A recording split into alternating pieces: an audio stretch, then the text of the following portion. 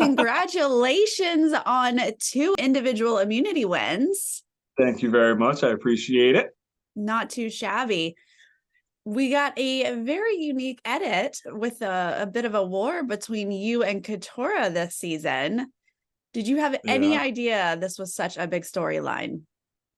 I had no idea it was going to be such a big storyline. And looking back at everything and just kind of seeing, hindsight being 2020, I didn't think it was going to be that dramatic. I had a feeling it was going to be something, but I didn't think it was going to be that dramatic because, I personally had her at arm's length. She had me, across another continent. But I had her at arm's length, just close enough to try and pull her back in, but it just never transpired because, her reaction to me was very strong, very strong. We got to see like some self-reflection from you last episode, which we always love to see, someone sort of stopping and looking within. But you also have to kind of balance that you're in a game, and are these people really being honest with you? Talk me through where your head was after the Kelly vote out. So when obviously the Kelly vote out, I didn't have a vote, but I won immunity. Great. Yay for me. But once I found out that she was so distraught, like I was sitting there and I'm in game mode. Like up until that point, I played this as if it's a game. I never put emotions into it. I never put feelings into it. Like I played it as a game. Like when something was going on, like I didn't throw emotion. I just game aspect. What do I do? What do I try and say? That's it. But once I found out that was Kelly had those thoughts in her mind about me, and she had said it to someone that she had talked about wanting to vote out, or not aligning with Reba at all. That was a gut punch, and it was a true, real emotional gut punch that I, up until that point in time during the game, meaning that nighttime you're sleeping, the game's on, but the game's not really on. When you wake up, the game is on. You're playing from the moment you start blinking your eyes. And that took the gameplay and the emotions and mixed them together. And that I could never just truly separate the two. Like there was always now emotion from that point in time when Kelly got voted out. And from when I heard that information. So it made it a little tough to separate that. Did you believe it though, from the get-go?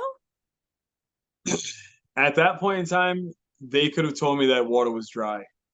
My mind was just, your mind takes a little bit of a turn, with being malnourished, whatever have you. And, but in looking at what was confirmed, so it was confirmed in the group that told me.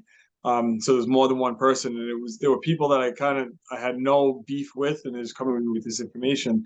And then once again, hindsight being 2020, you start thinking back to certain things. You're like, huh, like that holds water now. Like now that makes sense. And there you go.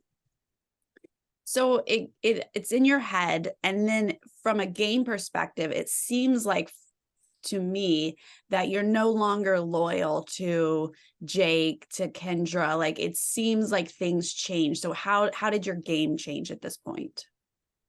Well, the way that the game changed at that point is that now I started looking inward a little bit, and now I'm realizing, okay, I had immunity. They couldn't vote me out. Wait a minute, they wanted to get me out. Like nobody wanted me here.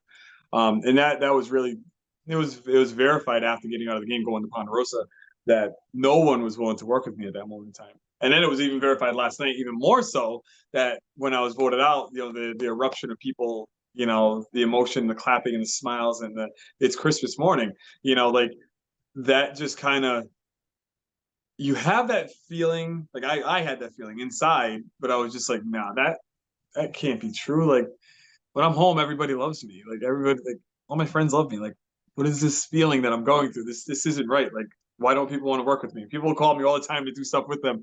You don't want to work with me? Why? What did I do? That starts seeping in, and that's hindsight. Talk to me about the auction, because it looks like you're just chilling. I mean, everyone's running around and you're taking your time. What was the strategy here? Are you ready? I brought a prop for you. Oh, all right. The last time I went crazy hard at a reward challenge, I needed one of these. Okay. So have, I have a mental block. It's a mental block in regards to the reward challenge. And be that what it may, like if there's an award challenge it's mixed into an immunity challenge, you're getting 150,000% Bruce. Like I'm gonna just go hard at this. And at the beginning of every single challenge, I would say to myself, Bruce, you're 46, Bruce, you're 46, Bruce, you're 46. So it made me use my brain as opposed to just going straight physical at it. And then I was able to, win immunities or help our team win immunity, just do what needed to be done. But it was the auction. We didn't know what was coming. We had no idea what we were doing. We're like, yeah, go get tubes in the. All right, whatever. Like, I'll get them. Bryce Isaiah said it the best. I was Mr. Rogers. Won't you be my neighbor? Like, I'm just gonna go and I'm gonna have a good time and go slow at it, and then get roasted online. All right. Well, let's talk about this last episode. You unfortunately don't win immunity, but you seem like you have a plan going into tribal. So what is the mindset here going into tribal? So the mindset going into tribal is that it was myself, Emily, Jake. Jake would have wrangled in somehow, some way, and Emily would have worked to get Katurah to think the same way and vote for Julie. And the only reason why I thought Julie was because Emily had come to me and she had said just that day, well, Julie's not working with you. And my mind went directly to Julie wants me out. It didn't go to anything else. It could have been Julie's not working with you, but she's, not voting against you because she, best of my knowledge, wasn't trying to get me out. They're just trying to flush the idol. So I'm like, all right, cool. Excuse me. Let's turn numbers so that the idol doesn't get flushed. Let's turn numbers so that we can get someone out of the Reba 4 because they're strong, and it's funny because you go back to Bello and how much of a, for lack of better terms, a shit show we were. I literally was able to, like, I saw Bello when I woke up. They're on the beach. The four of them are talking to each other. And I tried going back to everybody that was on Bello and be like, oh, they're talking to each other at night. Like, okay. Like, like, oh my God. So it was like, it was too good of a plan to be true if it had worked out. And that's what I was going off of, is that, with Jake, because I didn't think Jake was going to vote for me. Katurah, she could have voted for me, but I didn't think she was going to. I didn't know how much, I didn't have any idea that she was so hell-bent on me coming out of the game. Emily and I have never lied to each other. Like, she didn't lie to me in that scenario. She just told me what's going on. So I figured that would have been a good 4 to, just kind of set a nail in the coffin for the Rebas. So you felt confident enough, I'm assuming. Is this why we didn't play an idol? Oh man, listen, Drew started talking. I'm like, oh, snap! Should I start using this? My 99% went to 98, maybe. And I'm moving my toes around inside of my left foot. That's where the idol was, and I was just like, nah. Like I had good conversations because the same kind of conversations happened on the seafood vote out. Like it was the same kind of conversations. Like, let's make this work. We're all gonna go together and go from there. And it just didn't pan out. Oh, heartbreaking, Bruce. Oh my gosh. Yeah. Well, sum up this experience. I mean, my goodness, your first time out was wild and fast.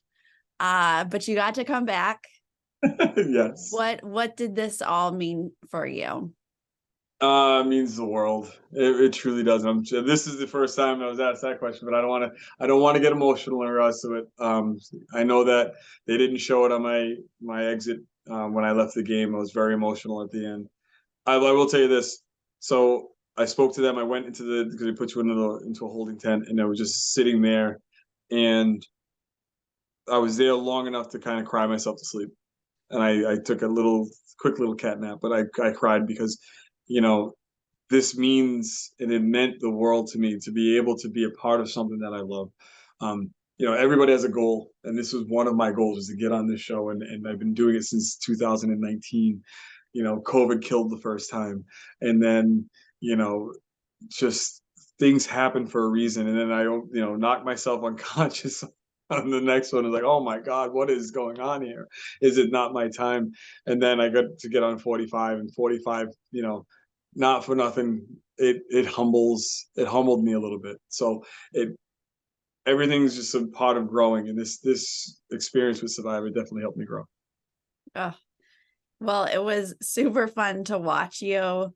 You were all in. We were so excited that you were back. I'm sorry that you're out already, but I'm sure you're going to be a great juror and fun to watch the rest of the season. Yeah, it's gonna be a good time. Well, thank you for your time today, Bruce. Thank you. Great to see you.